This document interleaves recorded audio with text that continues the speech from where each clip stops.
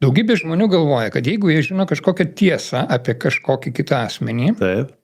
tai ta tiesa jau įsipareigoja ją išsakyti.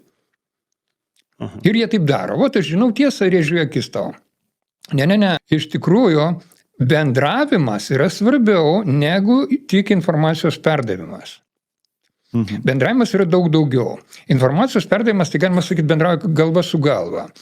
O žmogus tai nėra tik galva, pas jį dar yra jausmai ir dar yra jo kūnas. Tai jeigu mes tik galva į galvą bendrautumėm, tada galbūt ir galima būtų rėžti tiesą į kaktą, taip sakant. Bet dalyvauja dar daug daugiau dalių žmoguje.